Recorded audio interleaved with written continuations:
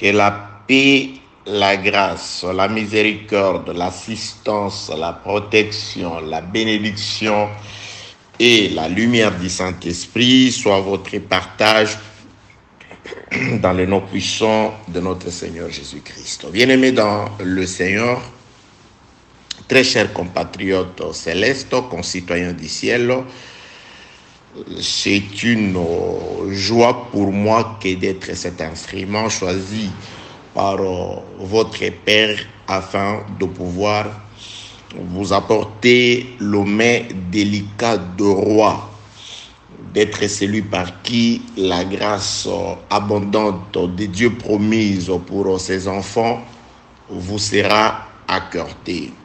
Une fois de plus, le vœu et les désirs les plus ardents de mon cœur est que tu puisses, toi qui m'écoutes, vivre l'assistance de Dieu, que la paix promise par Jésus-Christ trouve son effectivité dans ta vie, que la grâce promise par Dieu puisse s'accomplir dans ta vie au nom de Jésus-Christ. Nous sommes depuis un temps en train de partager la parole de Dieu dans ces thèmes intitulés « Esclaves, serviteurs, amis, femmes, puis fils ». Enfin, le retour au point initial. Là, c'est l'audio numéro 6. Au micro, c'est votre frère Ingala Blanchard, apôtre depuis la Chine. Bien-aimé dans le Seigneur, pour toi qui va juste peut-être tomber pour la toute première fois sur cet audio, sache que c'est le 6e, il y en a 5 qui précèdent celui-ci, donc il est facile de pouvoir t'en procurer. Il suffit juste de t'adresser à celui par qui tu as ces audios, ou si l'audio est partagé dans un des groupes, adresse-toi à l'administrateur ou à la personne qui a posté l'audio. Il saura te mettre sur la voie de manière à ce que tu reçoives les audios qui précèdent les 5 messages vocaux qui précèdent celui-ci. Je pense, à mon humble avis, que le message est intéressant, ça peut te profiter. Bien-aimé dans le Seigneur, ça veut dire quoi? Esclaves, serviteurs, amis, femmes, puis fils, enfin retour au point initial. Je crois que pour ceux qui ont commencé avec nous depuis le début ou ceux qui ne nous ont suivis que depuis l'audio passé, ils ont déjà une idée sur quoi nous sommes en train de parler. Nous l'avons toujours dit, c'est un enseignement, c'est-à-dire il y a une suite logique d'une pensée, mais nous avons toujours, par l'aide du Saint-Esprit, travaillé de telle sorte que chaque intervention, chaque audio, quoique faisant partie d'un enseignement, puisse être une prédication à même de vous faire comprendre la volonté du Seigneur et de vous donner cette envie par le Saint-Esprit de vous rapprocher de Dieu, car c'est l'objectif pour le seul d'ailleurs pour lequel Dieu a quitté le ciel pour venir sur la terre. Il est venu pour se révéler à vous, toucher votre cœur, vous donner cet empressement, cette envie pressante de pouvoir vous débarrasser de cette vie, de ce corps, de manière à ce que vous compreniez qu'étant dans ce corps, on est éloigné du Seigneur. Mais lorsque, au temps voulu et préparé par Dieu, au son de la trompette, à un signal donné, le signal de l'archange, quand ce corps corruptible revêtira l'incorruptibilité pour ceux qui seront vivants à ce moment-là, et que les morts en Christ ressusciteront, c'est alors que nous allons nous rapprocher du Seigneur, nous retournerons au point initial, à la vie véritable pour laquelle Dieu nous a créés. Que la paix, la grâce et la miséricorde de Dieu soient avec vous. Bien-aimés dans le Seigneur, de quoi s'agit-il? Un petit résumé. Il me sera impossible de pouvoir vous résumer tout ce qui a été dit pendant 5 précédents audios. Je vous donne juste quelques idées afin que vous puissiez, que tout le monde puisse embarquer dans la barque. Bien-aimé dans le Seigneur, il s'agit de l'homme, d'après ce qui est écrit dans le livre de la Genèse, et plutôt de Luc, chapitre 3e, le verset 23. Jésus avait environ 30 ans lorsqu'il commença son ministère. Étant, comme on le croyait, fils de Joseph, Joseph qui est le fils d'Élie. Mais quant à Jésus, on croyait qu'il est le fils de Joseph. Donc là, les Écritures sont simples et claires. Quant à Jésus, apparemment, les gens croyaient qu'il était fils de Joseph. Ça, c'était la croyance des gens. Parce que nous savons tous que Jésus-Christ, c'est le Fils de Dieu. Il a été conçu pas après un rapport entre Joseph et Marie, mais c'est une conception par la visitation du Dieu suite au Saint-Esprit. Mais les gens croyaient qu'il était le fils de... Ça, c'est ce que les gens de Nazareth croyaient. Ça, c'est ce que ceux de leur entourage croyaient, qu'il était le fils de Joseph. Maintenant, on commence à parler de la filiation de Joseph. C'est Joseph-là que les gens croyaient être le père de Jésus. Joseph était fils d'Élie. Élie était le fils de Matthat. Matthat était le fils de Lévi. Lévi était le fils de Melchi. Melchi était le fils de Janaï. Janaï était le fils de Joseph. Joseph le fils de Mattathias. Mattathias fils d'Amos. Amos fils de Naoum. Naoum était le fils de Esli et fils de Nagai. Fils de... Ainsi de suite, je saute pour gagner le temps. Verset 38. Fils d'Enos. Enos était le fils de Seth. Seth était le fils d'Adam. Et Adam était le fils de Dieu. C'est comme ça que c'est écrit. Bien aimé, nous n'avons pas pour habitude de ne pas croire ou de négliger, de mépriser, de refuser ce qui est écrit. C'est ce qui est écrit. Il est évident que Seth était le fils d'Adam. Et les Écritures nous disent que Adam était le fils de Dieu. Ça, c'est écrit comme ça. Pourquoi était-il le fils de Dieu? La réponse, c'est dans le livre de la Genèse, chapitre 5e. Je vais lire pour nous. Genèse, chapitre 5e. Je suis dans le livre de la Genèse, chapitre 5e, le premier verset. Voici les livres de la postérité d'Adam. Lorsque Dieu créa l'homme, il le fit à la ressemblance de Dieu. Lorsque Dieu a créé Adam, les Écritures rapportent, il l'a fait à sa ressemblance. Parce que Dieu a retiré quelque chose de lui et il l'a mis dans Adam. Le souffle est parti de Dieu. Le souffle qui a fait d'Adam une âme vivante, ce souffle est parti de Dieu. De Dieu ne peut sortir que quelque chose qui a la nature de Dieu. C'était un souffle saint, c'était un souffle pur que Dieu a retiré de lui pour donner à Adam. Donc cet Adam-là, Dieu l'a créé à sa ressemblance. Une autre preuve, Dieu lui a donné la supériorité. Et Dieu lui a donné l'autorité. Dieu lui a donné le pouvoir. Il régnait, il dominait, il commandait.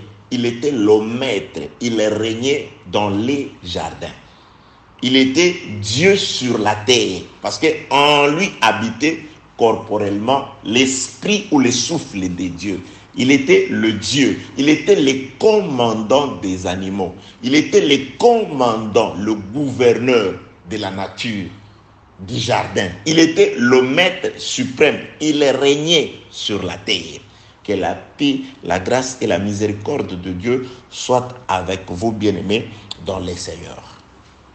Alors, pendant que Adam obéissait, il avait la vie, il vivait. Il était loin de la mort, il était loin de la souffrance, il était loin d'être dominé. C'est l'obéissance qui le maintenait en vie, qui le maintenait maître, qui faisait de lui l'autorité suprême, le roi, le supérieur sur la terre, dans les jardins. C'était ainsi. Jusqu'au jour où il a péché. Il a perdu cette nature-là. Il a perdu de son autorité, il a perdu de son immortalité, parce que le jour où il a péché, il devint mortel. Parce que Dieu avait dit, le jour où tu pécheras, tu mourras. C'est-à-dire, la mort vint en Adam. Ainsi, il devient un homme normal, il peut vivre, vieillir et mourir.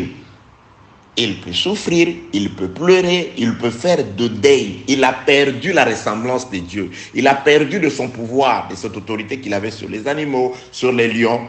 Il devint vulnérable face à certains animaux féroces, comme les lions, comme ainsi de suite. Il a perdu cette nature-là. C'est pourquoi on parle de la chute. Lorsqu'on parle de la chute, c'est quelqu'un qui était debout, qui est tombé. De la chute. Adam est tombé, c'est-à-dire il avait la posture debout devant Dieu. Il avait la posture de la sainteté avant qu'il n'ait péché. Sinon, on n'aurait pas parlé du péché. Que la paix, la grâce et la miséricorde de Dieu soient avec vous, bien-aimés dans les Seigneurs. Vous voyez? Donc, lorsque Adam a péché, il a perdu la nature du fils. Il était un fils d'après Luc chapitre 3. C'était le fils de Dieu. Il vivait à la ressemblance de Dieu. Il a perdu cette nature-là. Raison pour laquelle nous sommes allés dans les Écritures pour démontrer que Adam devint esclave. Dieu a élevé quelqu'un au-dessus d'Adam.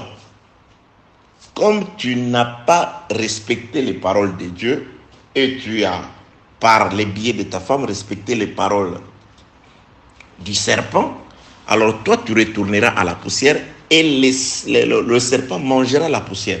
Donc Dieu écrit un décret qui fait d'Adam la nourriture de celui à qui il avait obéi. Depuis ces jours-là, Adam devint inférieur par rapport. Dieu a élevé une autorité sur Adam. Dieu a élevé un pouvoir sur Adam. Laissez-moi nous chercher un passage des Écritures que Dieu confirme ces choses dans le livre de Psaume, je crois, chapitre 8. Laissez-moi chercher ce passage des Écritures. Psaume chapitre, pas 8, 9, je trouve Psaume chapitre 9. Écoutez très bien ce que je suis en train de dire. Je dis ceci, je répète. Je bénis le Seigneur pour l'attention que vous avez, l'amour que vous avez par rapport à la parole du Seigneur. Je bénis Dieu pour cet empressement, je sais, poussé par le Saint-Esprit, que vous avez pour la parole du Seigneur. Je bénis Dieu chaque fois que vous m'interpellez pour me demander, lorsqu'il y a un temps assez conséquent qui se passe et que les audios ne sont pas envoyés, vous m'interpellez. C'est une bonne chose, ne vous découragez pas, faites ça. Je suis payé par votre Père afin de pouvoir vous apporter cette nourriture-là. Donc, j'ai été engagé par votre Père pour vous. Donc, je suis au service de votre Père pour vous servir. Donc, j'ai le droit de vous apporter la nourriture et au moment opportun. Si ça traîne, faites de bruit comme vous le faites, réclamez, appelez-moi, envoyez-moi des messages. Donc, parfois, c'est un tic par rapport à la paresse de la chair, à la fatigue, au travail. Alors, quand vous appelez comme ça, quand vous me faites des bruits, c'est une bonne chose que de pouvoir me rappeler mon devoir. J'ai le devoir de faire ça pour vous. J'ai le droit de mettre à votre service ces dons que je gratuitement reçus du Seigneur. Que la paix, la grâce et la miséricorde de Dieu soient avec vous. Donc, bien-aimés dans le Seigneur, l'homme était debout. l'homme vivait en forme de fils de Dieu. Il était un roi, il était un maître. Il avait la ressemblance de Dieu parce qu'il dominait, il avait une domination sans partage dans le jardin. Alors, après le péché, j'ai dit ceci, Dieu a écrit une ordonnance dont l'acte condamnait à Adam à devenir la nourriture, la proie de celui à qui il avait obéi, du serpent. Écoutez, David prophétise déjà il prophétise la même chose, mais sous une autre forme. Je suis dans le livre des Psaumes, chapitre 109. Je commence au verset 3e. Psaume 109, le verset 3. Ils m'environnent des discours haineux. Ils me font la guerre sans cesse. Ici, David parle par rapport à lui. Mais nous savons que très souvent, le prophétie des prophètes concernait celui qui devait venir, Jésus-Christ. Donc là, c'est du Seigneur Jésus-Christ qu'il s'agit. Donc David est en train de prophétiser pour Jésus-Christ, car celui qui a été environné des discours haineux, c'était le Seigneur Jésus-Christ. Celui à qui on a réellement fait la guerre sans cause, c'est le Seigneur Jésus-Christ, parce qu'il n'a pas mérité tout ce qu'il a subi. Il était injuste, il était sans péché, donc tout ce qu'on lui a fait, c'était injuste. Mais ça s'est accompli afin que plusieurs passages d'Écriture s'accomplissent, entre autres, Psaume 109, le verset 3. Donc, ici, retenez qu'il s'agit de David qui parle de lui, mais prophétisant en réalité sur Jésus-Christ. Ils m'environnent de discours haineux, ils me font la guerre sans cause, tandis que je les aime, ils sont mes adversaires. Mais moi, je recours à la prière.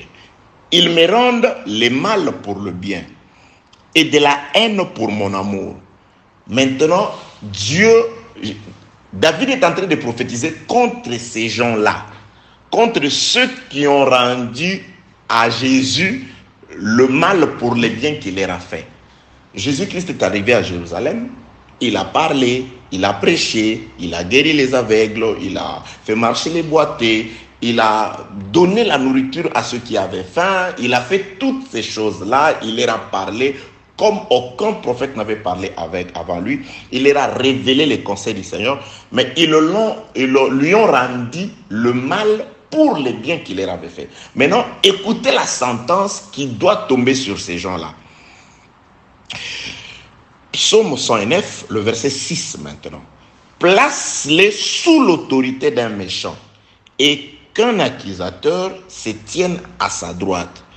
Quand on le jugera, qu'il soit déclaré coupable et que sa prière passe pour un péché, que ses jours soient peu nombreux, qu'un autre prenne sa charge, que ses enfants deviennent orphelins et sa femme veuve, que ses enfants soient vagabonds et qu'ils mendient, et qu'ils cherchent du pain loin de leur demeure en ruine. Exactement ce que Jésus-Christ avait dit.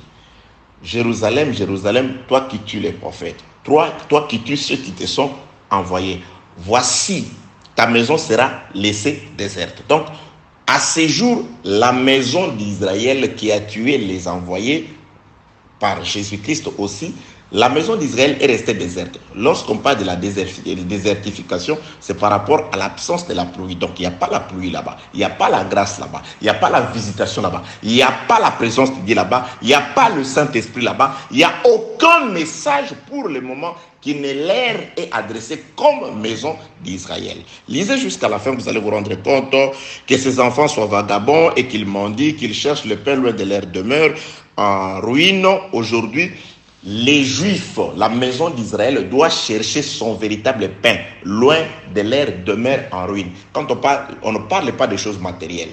Donc on parle de la grâce du Seigneur. Le véritable pain qui donne la vie, aujourd'hui, n'est plus à Jérusalem. Ce pain-là est éloigné. le peuple éloigné, c'est vers chez les nations. Donc, c'est-à-dire à travers le message de la grâce. Donc, ils doivent abandonner la maison d'Israël. Ils doivent abandonner leur sacerdoce s'ils veulent recevoir le véritable pain qui donne la vie, qui descend du ciel. Ils doivent écouter ces messages. Ils doivent chercher Dieu en dehors de leur sacerdoce. Que la paix, la grâce et la miséricorde de Dieu soient avec vous. Verset 11. Que les créanciers s'emparent de tout ce qui est à lui. Que les étrangers pillent le fruit de son travail, que nul ne conserve pour lui de l'affection et que personne n'ait pitié de ses orphelins, que ses descendants soient exterminés et que leur nom n'éteigne pas des générations suivantes, que l'iniquité de ses pères reste en souvenir devant l'Éternel et que le péché de sa mère ne soit point effacé, qu'il soit toujours présent, que les péchés soient toujours présents devant l'Éternel et qu'il retranche de la terre leur mémoire parce qu'il ne s'est pas souvenu d'exercer la miséricorde, parce qu'il a persécuté le malheureux, l'indigent, jusqu'à faire mourir l'homme au cœur brisé. Vous voyez, jusqu'à faire mourir l'homme au cœur brisé. Verset 17, il aimait la malédiction, qu'elle tombe sur lui. Il ne se plaisait pas de la bénédiction, qu'elle s'éloigne de lui, qu'il revête la malédiction comme son vêtement et qu'elle pénètre comme de l'eau dans son intérieur, comme de l'huile dans ses os. Qu'elle lui serve de vêtements pour se couvrir, des ceintures dont il soit toujours saint, tel soit de la part de l'Éternel les salaires de mes ennemis, de ceux qui parlent méchamment de moi. Vous descendez, bien-aimés dans le Seigneur. Je suis allé là-bas d'abord pour faire une illustration prophétique par rapport à la situation qu'Israël est en train spirituellement de traverser. Donc c'est une situation de détresse, de très grande détresse maintenant, une détresse spirituelle par rapport à l'absence de Dieu. Ils n'ont pas connu le temps de leur visitation. Ils ont tué les prophètes, beaucoup de prophètes, et aussi Jésus-Christ. C'est pourquoi leur maison leur est restée déserte. Il n'y a pas la vie là-bas. Ils sont aujourd'hui revêtus d'un manteau de la malédiction. C'est pourquoi dans le livre de Zacharie chapitre 3, vous verrez que le souverain sacrificateur, dans la vision, on montrera à Zacharie le souverain sacrificateur qui était habillé de vêtements sales. Donc, pour le moment, Israël est habillé de vêtements sales. Il faut qu'on vienne, ce n'est pas pour le moment, lorsque nous serons partis, c'est alors que des messagers seront envoyés à Israël afin de pouvoir les enlever ces vêtements sales-là. Et Dieu va les enlever, ces vêtements sales-là. Et lorsque Zacharie, dans sa vision, Zacharie chapitre 3, il voit la vision du souverain sacrificateur qui a des vêtements sales, il voit aussi un accusateur qui était à sa droite en train de l'accuser. Donc, ici, si vous lisez, vous voyez qu'un accusateur se tient à sa droite. Oui. Donc, c'est-à-dire c'est une malédiction qu'Israël est plutôt sous laquelle Israël est en train de vivre depuis qu'il a tué l'homme au cœur brisé. Depuis qu'ils ont retourné à l'homme pur, à l'homme saint, le mal pour le bien. Donc, ils sont sous la malédiction. C'est pourquoi je nous conseille toujours à ceux qui ont de l'argent pour faire des pèlerinages, allez-y pour la science, pour l'histoire. Et d'abord, sachez qu'il y a beaucoup de choses qui ont été truquées là-bas parce qu'ils savent que vous devez aller. Ils vous ont préparé une certaine tombe de Jésus parce que ils ont besoin de pèlerins, ils ont besoin de visiteurs. C'est le tourisme que vous développez en Israël là-bas. Donc, c'est de l'argent que vous allez leur donner. Donc, ils vont vous faire visiter des montagnes. Allez-y, allez leur donner l'argent. Mais si vous avez besoin du pain, eux, les Juifs, ils doivent mendier leur pain au loin. Donc, ils doivent venir ici. Ils doivent écouter cet évangile que nous sommes en train de vous prêcher s'ils veulent être sauvés. Que la paix, la grâce et la miséricorde de Dieu soient avec eux. Pourquoi je suis allé dans le livre des Psaumes, chapitre 109. Je suis allé là-bas pour dire ceci. Celui qui rend à Dieu le mal pour le bien, celui qui l'a fait le premier, ce n'était pas d'abord Israël. Israël, l'acte qu'il a fait n'était que le réplique de ce que Adam avait fait dans les jardins. Parce que Adam, c'était le premier qui a commencé par briser la parole. Or, la parole de Dieu, c'est un homme Jésus. Israël a brisé la parole en tuant Jésus. Et Adam aussi, il a brisé la parole. La parole était ne mange pas. Il a brisé la parole. Et quand il a brisé la parole, c'est alors que la même malédiction qu'a Israël aujourd'hui, décrite dans le livre des psaumes 109, devait aussi tomber sur Adam. Parce qu'il était le premier à rompre la parole. Il était le premier à briser la parole. Israël, en tuant Jésus, il a brisé la parole. Adam, par sa désobéissance, il avait aussi déjà brisé la parole. Il avait déjà tué le Seigneur, la parole. Cette parole qui disait « ne mange pas ». C'est pourquoi le frère qui a écrit la lettre aux Hébreux, il dit « ceux qui, après avoir reçu la connaissance, ceux qui pêchent, ils recrucifient le Seigneur ». Donc il dit « lorsque vous recevez la connaissance, vous péchez, vous recrucifiez le Seigneur ». C'est-à-dire, la connaissance, vous l'avez, et quand vous péchez, vous recrucifiez. C'est-à-dire, vous crucifiez le Seigneur. Or, Adam était le premier à qui Dieu a donné la connaissance. Tu vois, dans les jardins, tu manges ça, ça tu ne manges pas. Dieu lui a donné la connaissance.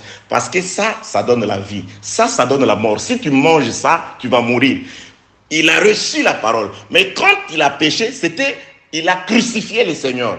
Donc, aujourd'hui aussi, chaque fois que vous qui recevez la connaissance, vous péchez, vous recrucifiez le Seigneur de gloire. Que la paix, la grâce et la miséricorde de Dieu soient avec vous. Bien-aimés dans les Seigneurs. Donc, je suis en train de faire un parallélisme pour nous faire comprendre que l'acte que Israël fait, Adam l'avait fait, Caïn l'avait fait, plusieurs l'avaient fait. Mais je retiens ici Adam et je retiens Israël. Donc, la sentence ou le jugement, la condamnation reste la même pour tout le monde. Pour Adam, il a reçu la connaissance, il a péché, donc il a recrucifié le Seigneur. Ce qui est écrit dans le livre de Psaume 109, c'est ce que Dieu a prophétisé contre Israël. Mais David le voyait déjà avant que Israël ne puisse tuer le véritable homme au cœur brisé qui est le Seigneur Jésus-Christ. David avait déjà prophétisé. Et quand cela est arrivé, c'était l'accomplissement des prophéties. Et Adam l'avait déjà vécu. C'est pourquoi, de même que Israël, quand il tue l'homme au cœur brisé, il faut que quelqu'un se tienne à sa droite pour l'accuser. Il faut que quelqu'un domine sur lui. Il faut que ses enfants deviennent orphelins. Toute cette litanie de malédictions qui ont été prononcées sur Israël ont également été prononcées sur Adam. C'est pourquoi Dieu dit à Adam, tu retournes à la poussière. Et toi, les serpents, tu mangeras la poussière. Donc, Adam est devenu un homme dominé, lui qui dominait. Lui qui existait en forme de Dieu, il a perdu cette nature divine, il a perdu cette ressemblance de Dieu dans la domination, dans la sainteté et dans la vie éternelle. Il devint un homme mortel après le péché. C'est pourquoi j'insiste, attention bien-aimés dans le Seigneur, évitez le péché. Que la paix, la grâce et la miséricorde de Dieu soient avec vous. Donc, bien-aimés dans le Seigneur, notre thème c'est esclave. Donc, l'homme devint esclave. Celui qui était le Fils de Dieu, celui qui existait en forme de Dieu, parce qu'il avait la ressemblance de Dieu, Genèse 5, premier. Donc, il a perdu cette ressemblance, il a perdu cette nature, il a perdu cette immortalité. Adam devint mortel, Adam devint faillible, Adam devint un homme normal. Le moustique, même le petit moustique pouvait déranger la vie d'Adam. Même la chaleur pouvait déranger la vie d'Adam.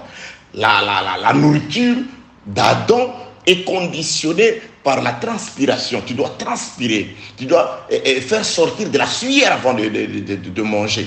Vous voyez? Donc, c'est-à-dire, il devint vulnérable, il devint mortel, il perd toute la gloire, tous les avantages qu'il avait à cause du péché. Que la paix, la grâce, la miséricorde, l'assistance, l'amour, l'éclairage du Saint-Esprit nous aide non seulement à comprendre, mais à retenir la parole du Seigneur, et que cette parole que nous allons retenir puisse constituer ce que Dieu a promis par le Saint-Esprit, un sceau au-dedans de nous, à travers lequel nous serons sûrs de pouvoir un jour être rachetés, aller à la rencontre de l'époux. Que la paix, la grâce et la miséricorde de Dieu soient avec vous, au nom de Jésus-Christ. Bien-aimé dans le Seigneur. Vous voyez? Donc, c'est-à-dire, l'homme perd, il va perdre ces statuts-là du Fils. Pourquoi? Parce qu'il n'a pas été digne par rapport à son comportement. Il perd les statuts. C'est pourquoi il devient esclave esclave. Psaume 109 dit Israël aujourd'hui est esclave spirituellement. Et Adam l'était aussi devenu. Il devient esclave. C'est pourquoi notre thème commence par esclave. Et nous avons vu dans les Écritures, Deutéronome chapitre 6, là où Dieu dit, vous avez été esclaves en Égypte. Une autre illustration, Israël était libre sur le territoire de Canaan. Et quand ils sont descendus en Égypte, et en Égypte, plus tard, ils devinrent des esclaves. Israël devient esclave. Et quand il devient esclave, Lévitique chapitre 25, Dieu vient confirmer que vous étiez des esclaves et je vous ai fait sortir de la fournaise. Bien-aimés dans le Seigneur, aléa et de l'Internet, donc il y a eu une coupure, c'est ce qui nous oblige à faire 2 audios, donc l'intervention numéro 6 aura 2 audios. Donc là, nous sommes en train de continuer dans notre thème esclave, serviteur, ami, femme, puis fils, enfin le retour au point initial. Donc nous étions en train de dire que nous vivions en forme de Dieu. Nous ressemblions à Dieu d'après ce qui est écrit dans le livre de Genèse chapitre 5 verset 1er. L'homme créé à la ressemblance de Dieu. Nous avons perdu cette nature-là, la ressemblance avec Dieu par rapport à l'immortalité qui était en nous parce qu'Adam vivait. Ça, je le répéterai toujours. Adam vivait éternellement jusqu'à ce que vienne le péché. C'est le péché qui a mis fin à l'éternité d'Adam. Donc, à partir du péché, Adam devint un homme mortel. Adam devint un homme normal, l'homme que nous sommes aujourd'hui.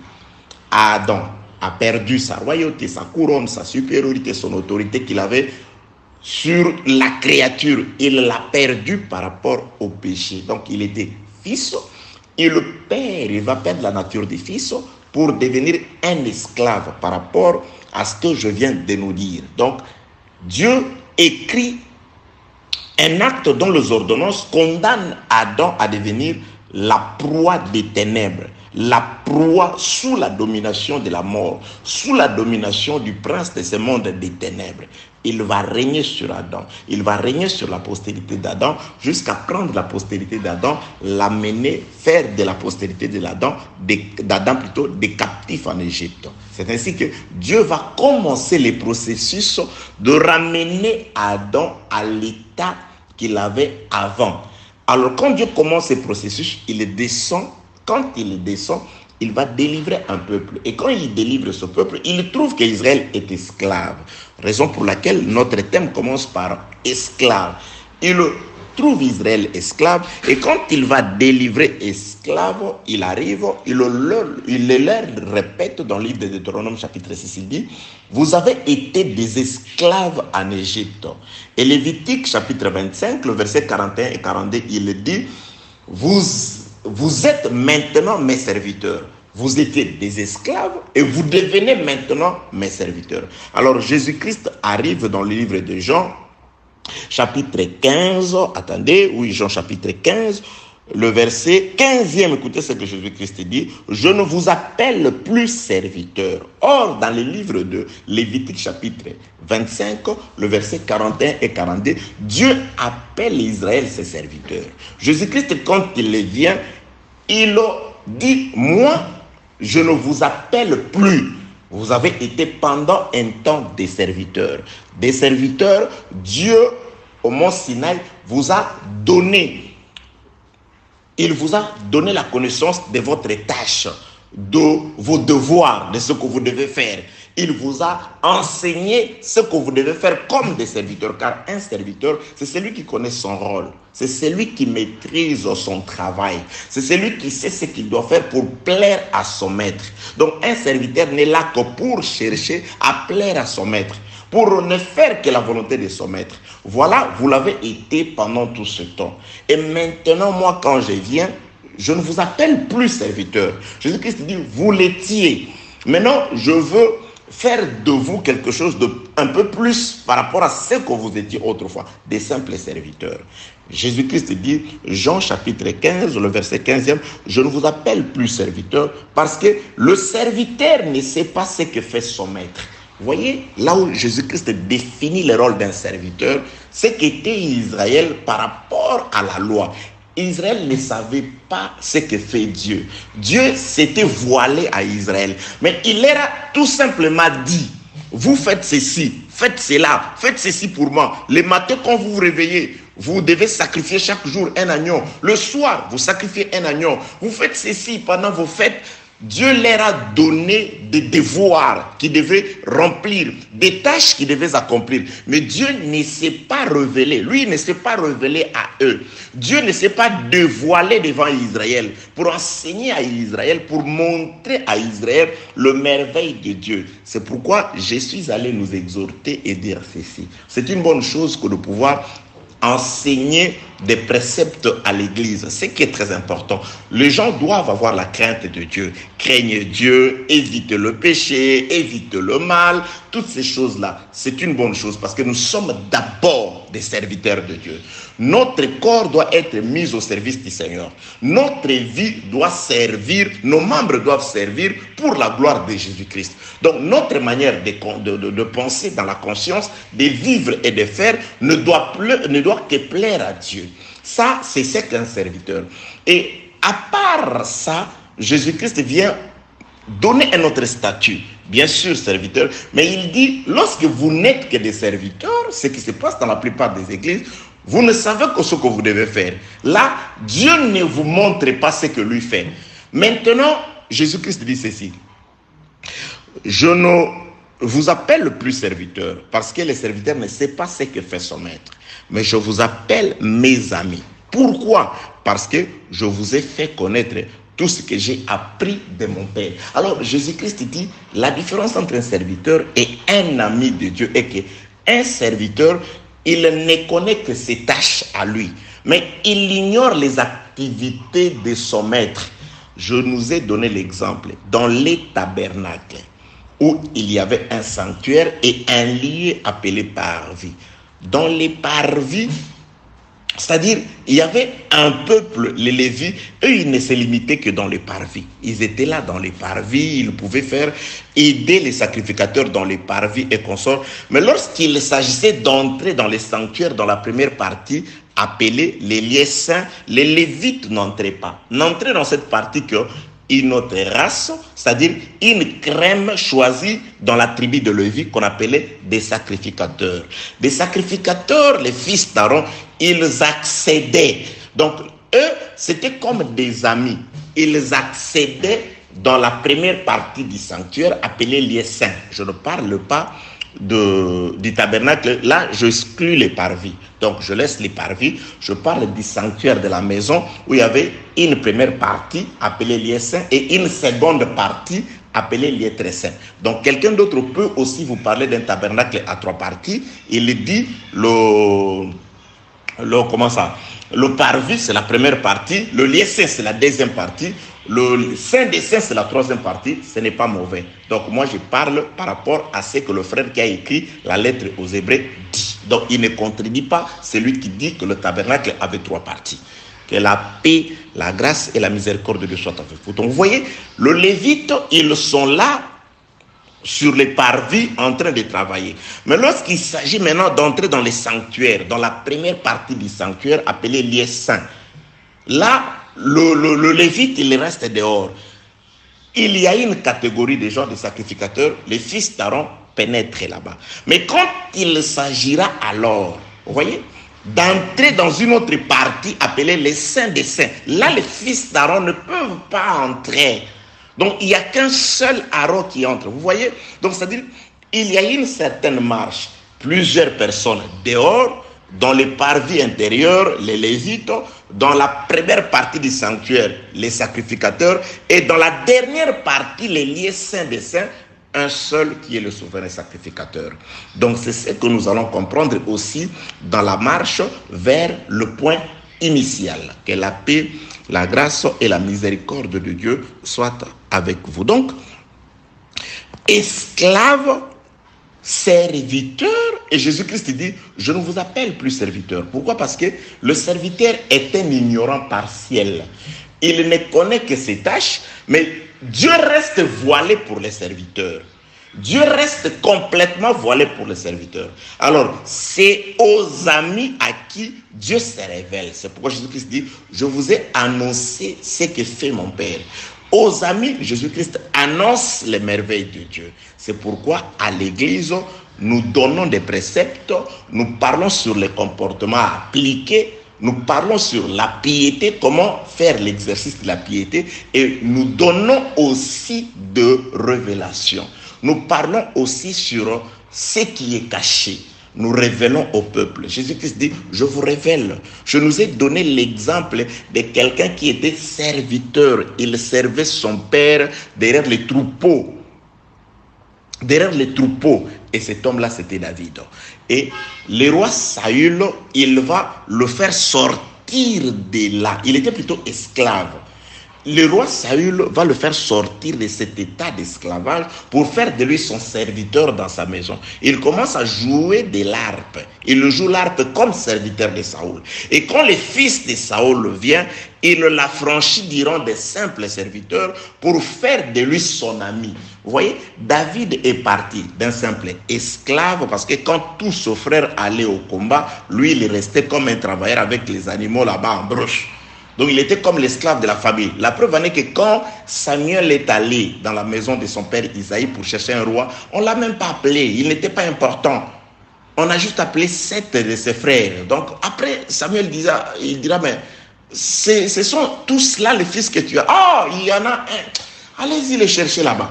Vous voyez? Donc il était comme un esclave. Il n'avait pas d'importance.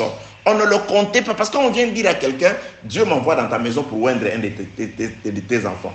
On pouvait songer à lui. On n'a même pas songé. Il y a un qui est en brousse là-bas en train de paître les animaux. Allez-y les chercher. Donc il était comme un esclave dans la maison de son propre père. Alors Saül va l'affranchir. Il va le retirer derrière les troupeaux de son père pour l'introduire dans son palais. Mais au rang des serviteurs, il ne joue que de l'harpe là-bas comme serviteur. Et par la suite, Jonathan, le fils, quand il vient, il dit, comme Jésus, Jonathan dit, je ne t'appelle plus serviteur. La Bible déclare, Jonathan fit alliance avec David. Jonathan devint ami avec David. Jonathan avait beaucoup d'affection pour David. Maintenant, comme ami, Jonathan va commencer à révéler à David, à sonder le cœur de son père Saül et à révéler à David.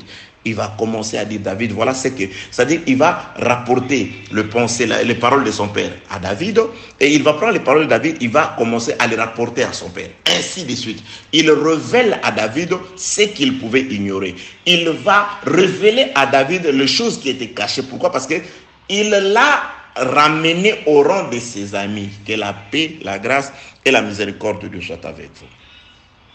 Vous voyez, bien-aimés dans le Seigneur, je prie encore l'exemple de ce qui est écrit dans le livre de Luc au chapitre 15, là où le fils prodigue, qui a été auprès de son père au point initial, il a péché, il est devenu esclave.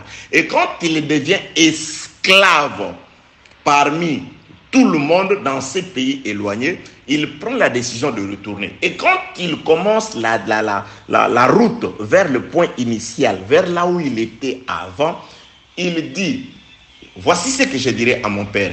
Je péchais contre les ciels, je péchais contre toi. Ne me considère plus comme ton fils, mais considère-moi comme l'un de tes serviteurs. C'est-à-dire, quand il commence la marche du retour vers le point initial, ce fils prodigue, quoique dans son sang, il a la nature de son père, mais il comprend qu'après le péché, on ne devient pas aussitôt fils.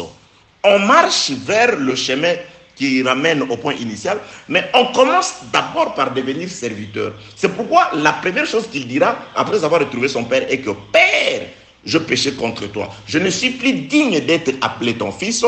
Traite-moi comme l'un de tes serviteurs. » Vous voyez? Donc, c'est-à-dire, la marche commence d'abord par le fait d'être serviteur.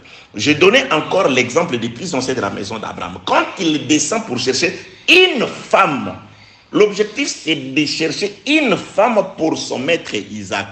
Mais cette femme-là, Lui, il commence d'abord par chercher une servante. Il dit, la femme à qui je dirai, donne-moi à boire et qui me servira. Donc, les plus anciens comprennent qu'on ne peut pas devenir la femme d'Isaac si on n'est pas d'abord une servante. Il a en tête une femme, mais la nature de la femme, la première, c'est qu'une servante. C'est pourquoi j'ai dit qu'on ne sera enlevé que celui qui a la nature du serviteur ou de la servante de Dieu. De celui qui sert Dieu. Servir Dieu, j'ai dit, je ne parlais pas seulement du ministère des dons. D'abord, tes membres doivent être au service du Seigneur. Ta vie doit être disponible pour la parole. Donc, tu ne dois servir que le Seigneur. Tu ne serviras que le Seigneur. Ton corps doit d'abord être au service du Seigneur. Tu ne peux que privilégier les avantages de la parole. Par rapport à tous les avantages de la vie, même si le travail, quels que soient les salaires que ce travail-là te propose, même si c'est le mariage, quels que soient les avantages que ce mariage-là te propose, mais regarde d'abord les intérêts de Dieu avant de t'engager, que ce soit dans ce travail ou dans ce mariage ou dans n'importe quelle activité. Considère d'abord les intérêts de la parole. Considère d'abord les intérêts de Dieu. Dieu sera-t-il glorifié dans cette activité dans laquelle tu veux te lancer? Oui, c'est une activité qui va te procurer du bonheur, et, de la considération, de l'honneur, de l'argent, je ne sais pas, de la faveur, toutes ces choses-là. Mais est-ce que Dieu marchera avec toi? C'est ça, être servante ou servir le Seigneur. On doit d'abord servir. Le membre, le frère Paul dit, autrefois, avant de connaître que le Seigneur, nos membres ont été au service du monde. On pouvait faire avec nos pieds tout ce qu'on voulait. On pouvait aller partout. On pouvait donner à nos yeux tout ce dont il avait besoin. On pouvait offrir à tout le membre de notre corps tout ce dont il avait besoin.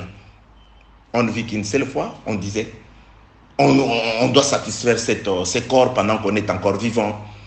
On mettait en nous toutes sortes de breuvages, boissons et consorts. C'était ce que nous demandaient. On dansait de n'importe quelle façon. Ça, c'était les exigences de la chair, les exigences du monde. Maintenant que nous sommes en Jésus, dit le frère Paul, nos membres doivent devenir des instruments au service de la parole, au service de la vérité. Que la paix, la grâce et la miséricorde de Dieu soient avec vous. Oui, je suis en train d'insister. Ça, c'est un enseignement beaucoup plus fort et je frappe sur la doctrine. C'est la vie sur terre. C'est pourquoi nous partons d'étape à étape. Bien sûr, on ne s'arrête pas à servir Dieu avec nos membres, mais à cela, on ajoute l'essence de l'amitié. L'essence de l'amitié, c'est-à-dire, il faut que le Saint-Esprit, à travers l'œuvre du ministère, commence aussi à nous révéler, à nous donner la nourriture solide. Et que nous devons nous dire, vous savez, parfois, j'ai toujours dit à certaines sœurs, surtout les sœurs, je nous ai toujours dit ça. Tu es capable de résoudre une équation, tu es capable de résoudre beaucoup de problèmes dans la maison avec très peu d'argent, tu es capable de nourrir la famille et consorts, de faire parfois des calculs qui dépassent les hommes et consorts. Mais comment tu ne peux pas être capable de comprendre la parole de Dieu? C'est avec la volonté. Si tu as le Saint-Esprit, tu mets de la volonté. Tu dis, je dois comprendre. Tu te dis, Seigneur, je ne suis en rien inférieur à celui qui comprend. Je ne suis en rien inférieur à celui qui comprend. Je dois aussi comprendre parce que la parole, tu l'as envoyée pour me sauver. Alors, je dois comprendre cette parole pour être sauvé. Car il n'y a pas de salut, il n'y a pas le salut si la parole n'est pas comprise. Le salut vient avec la compréhension. Tu dois comprendre ce qu'on t'enseigne, ce qu'on te prêche. Là, je m'adresse aussi à mes collaborateurs et serviteurs de Dieu, ministres du Seigneur. On ne se prêche pas. On prêche ceux qui sont devant toi. On ne prêche pas tout simplement pour courir vite et finir ce que tu avais en tête. Non, il y a des pasteurs qui sont comme ça. On m'a donné juste une semaine, je dois courir. Le problème, ce n'est pas de courir. Le problème, c'est de dire ou d'annoncer la parole certaine. Ta prédication peut durer 15, 20 minutes. Mais si elle est inspirée, bien aimé, les âmes seront sauvées. Que de parler pendant un mois sans rien dire. Il y a des prédications qui durent 2 heures, qui agacent même. Et le prédicateur ne se rend même pas compte que les gens sont fatigués. Tu forces. Et c'est pourquoi la prédication aussi doit être attrayante. La prédication aussi, oui bien aimé, nous avons le Saint-Esprit, la capacité de comprendre que ceux qui sont devant moi, ça n'entre plus ce que je dis. Ça n'entre plus.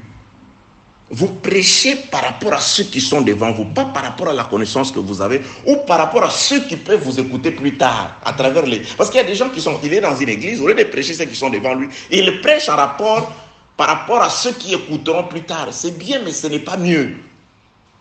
Que la paix, la grâce et la miséricorde de Dieu soient avec vous. Vous voyez cet enfant? C'est pourquoi nous parlons d'une marche vers le retour au point initial.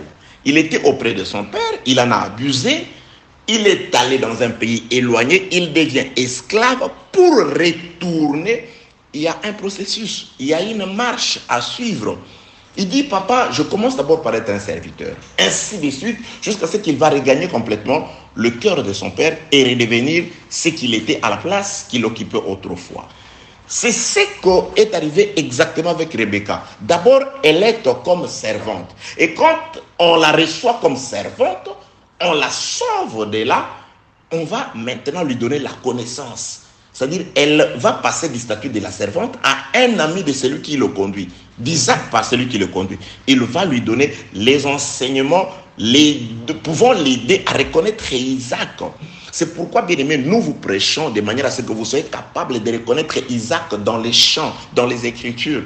Quand vous regardez comme ça, vous avez Dieu, vous avez les yeux pour voir, ah, ça c'est Christ, ça c'est mon époux, ça, il m'interpelle, il veut que je sois là-bas, à telle heure, il veut que je fasse ceci. C'est-à-dire, à travers les Écritures, vous voyez les mouvements de Christ. À travers les Écritures, vous entendez Christ là où le monde ne l'entend pas.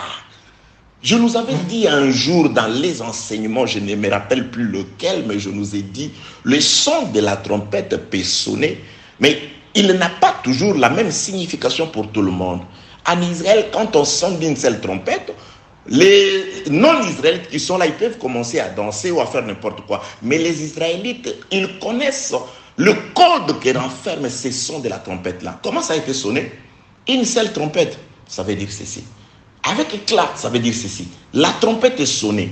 Pour ceux qui ne sont pas initiés, les non-initiés, c'est un son de trompette comme un son ordinaire.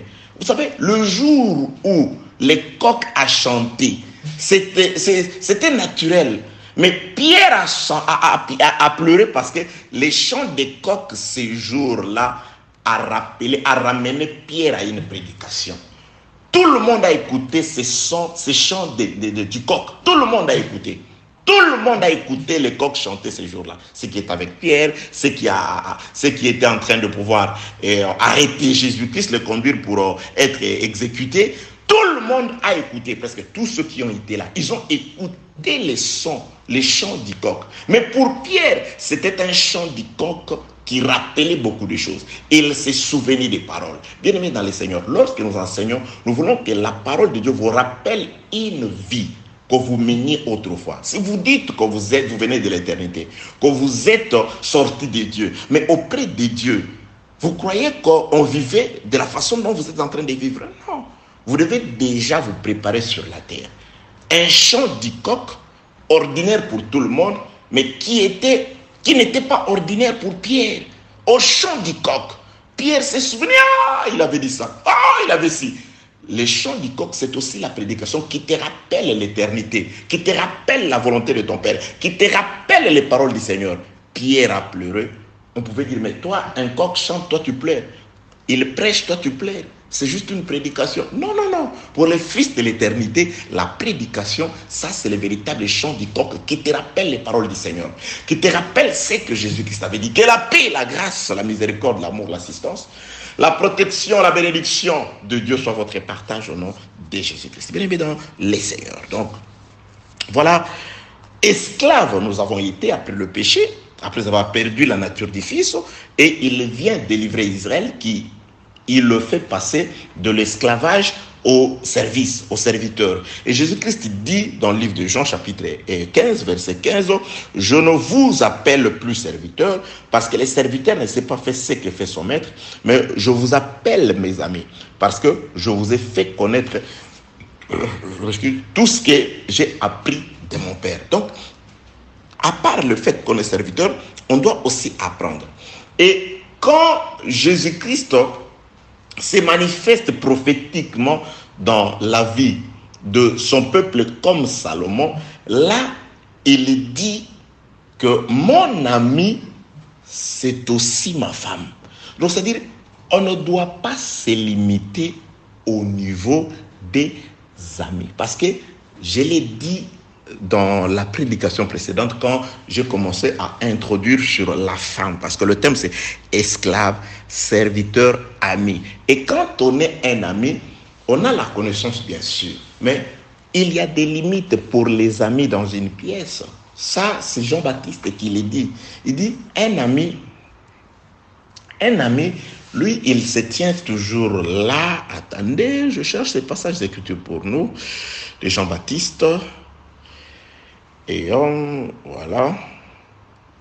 Un ami, il dit, un ami, attendez. Jean-Baptiste, est-ce qu'il est dit? Jean-Baptiste le dit. Je suis dans le livre de Jean chapitre 3, verset 29. Celui à qui appartient l'épouse, c'est l'époux. Mais l'ami de l'époux qui se tient là et qui l'entend éprouve une grande joie à cause de la voix de l'époux. Aussi cette joie qui est la mienne est parfaite. Je veux tourner ce passage d'écriture dans plusieurs sens. Mais ici, je voudrais juste dire la position que Jean-Baptiste donne à un ami. Il se tient à l'écart, un ami, il se tient à l'écart. Mais les activités principales se passent entre l'époux et l'épouse. Il dit, il se tient à l'écart. C'est-à-dire, un ami est limité. Il y a les endroits où l'époux reste avec l'épouse, l'ami n'y arrive pas. Oui, ici Jean-Baptiste, je ne vous embrouille pas, ce qu'il dit, c'est par rapport à ce que le frère Pierre vient confirmer. C'est-à-dire, et le prophète, comme les amis de l'époux, c'était des amis de l'époux, parce qu'ils n'étaient pas l'époux, l'époux c'est Christ. Ils ont vu de loin, ils ont salué de loin ces choses, les prophètes. Ils ont salué de loin ces choses. Ils ont salué, c'était des amis. Ils ne sont pas entrés dans la chambre avec nous, l'épouse, non. Les prophètes de l'Ancienne Alliance, ceux qui vous ont annoncé ces choses, ils ont fait des investigations sur ces choses et on leur a dit que ce n'était pas pour eux. C'était juste des amis que l'époux envoyait pour aller parler à la femme. Mais lorsque l'époux lui-même vint, ils sont à l'écart. Quand Jésus-Christ parle, ils sont à l'écart. Oui, Habakkuk le dit. L'Éternel est dans son temple, que toute la terre fasse silence. C'est-à-dire, aujourd'hui, quand le Seigneur parle, Pierre se tait, et plutôt, Ésaïe se tait, Jérémie se tait, Ézéchiel se tait. Si ils doivent parler, c'est en Jésus. C'est en Jésus qu'on peut écouter Jérémie. C'est par la bouche de Jésus qu'on peut écouter Ézéchiel. C'est-à-dire, lui-même est entré. Quand il est entré, le prophète doit se taire. Ils se tiennent à l'écart. Ils regardent l'époux. Leur joie, c'est de voir comment l'époux est en train de travailler. Parce qu'il est là. C'est ce que Job dit aussi dans le livre de Job, chapitre 29. Il dit, lorsque je me déplaçais pour aller dans la place publique, dans la porte de la ville, lorsque Job arrivait, il dit, les jeunes hommes s'élevaient, le vieillard mettait la main sur leur bouche. C'est-à-dire, il gardait silence. Avant que Job n'arrive, le vieillard parlait, tout le monde parlait. Mais quand Job arrivait à la porte de la ville, tout le monde gardait silence. Ils mettaient leurs mains sur la bouche. Job dit, ils espéraient sur moi comme on espère sur une pluie bienfaisante. Donc, les paroles de Job, c'était une pluie. Quand Job parle, tout le monde se tait. Donc, nous sommes au moment où les prophètes doivent se taire. Ils se sont tués d'abord, ils sont très polis parce que l'époux est là, il parle. Ça, c'est le temps de Christ. Et quand Christ parle, le prophète ne se font écouter qu'en Christ. Que la paix, la grâce et la miséricorde de Dieu soient avec vous. Donc, ici, je dis ceci. Lorsque Jésus-Christ dit, moi, je ne vous appelle plus serviteur, mais désormais, je vous appelle mes amis. Et comme amis, nous avons des limites. Maintenant, le pour doit nous prendre et nous amener, nous introduire dans la chambre. Et pour qu'on s'introduise dans la chambre, l'époux doit nous changer de nature. Ou au fait que, dans le fait que nous étions ses amis, il doit nous donner une autre nature supplémentaire. Il doit faire de nous sa femme. C'est pourquoi, dans le livre des Cantiques, et Cantique des Cantiques, chapitre 6e, là où nous avons commencé, Cantique des Cantiques, chapitre 6e, le psalmiste,